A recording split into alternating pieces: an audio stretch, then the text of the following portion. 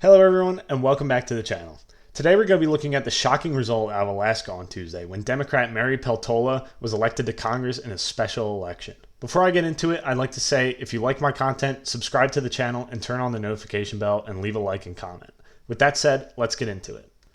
So on Tuesday, there was a special election to fill the seat of Don Young, the congressman from Alaska's at-large district who passed away this past March. And in a stunning upset, Democrat Mary Peltola defeated Republican former governor and 2008 vice presidential nominee Sarah Palin by around 3 points.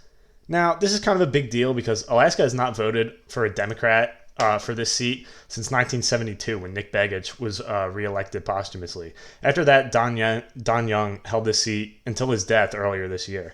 This is also the first time Alaska has voted for a Democrat statewide since Mark Begich won in 2008, and then he lost in 2014. So this is kind of a big deal. Many people are saying that this is indicative of a blue wave this year, especially since Alaska usually votes for Republicans by wide margins. And although this by no means is a bad sign for Democrats, there are several reasons why Peltola won this election and a Republican didn't, and I don't think it's really indicative of Democrats doing any better than we previously thought. Firstly, this was the first election in Alaska to use the new ranked choice voting system. If you look at the first round, Republican votes were split between Sarah Palin and Nick Begich, who is actually the grandson of the Nick Begich I mentioned earlier.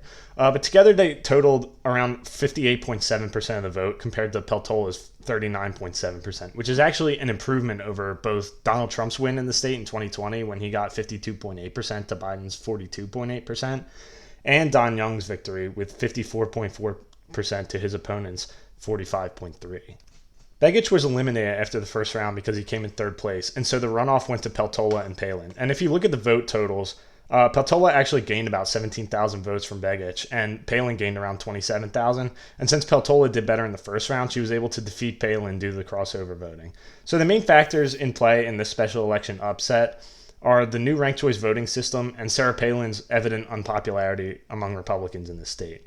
So no, I don't really think this indicates a blue wave this fall, but this definitely will cause a boost in Democrat morale. I mean, this is a big win. They have not won this state in the congressional level since 1972, and statewide they haven't won since 2008. So this is a big win for them.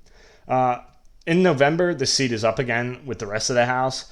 And I think Begich or Palin will probably win in the fall since Alaska is a red state and turnout's going to be higher. It'll probably be Begich if either of them, now that a lot of Palin voters probably think she can't win. But the odds of a Democrat holding on to this seat are obviously higher now than they were before. That's all I really have to say about the House race, but this does say something about the Senate race too. In the Senate, Lisa Murkowski is facing another Republican, Kelly Tshibaka, who is endorsed by Donald Trump. And Tshibaka is probably going to do well in the first round, but I think the second round will probably be between Murkowski and Tshibaka. In a race between two Republicans, Democrats will probably break for the more liberal Republican of the two, and in this case, that's Lisa Murkowski. And some Republicans will probably break for her too. I say Murkowski's the favorite. However, what I'm showing right now is the 538 forecast, and they actually have Tshibaka winning. And she has a pretty big advantage, and I feel like a couple months ago they had Murkowski winning. So I guess it's really anyone's guess as to what's happening in that race. And that's all I really have to say about Alaska right now. If you liked the video, leave a like and subscribe and comment telling me what you think about this and whether you think this is indicative of a better Democratic performance this fall, or if this is just kind of being blown out of proportion and doesn't really mean that much. But either way, thank you for watching and have a great day.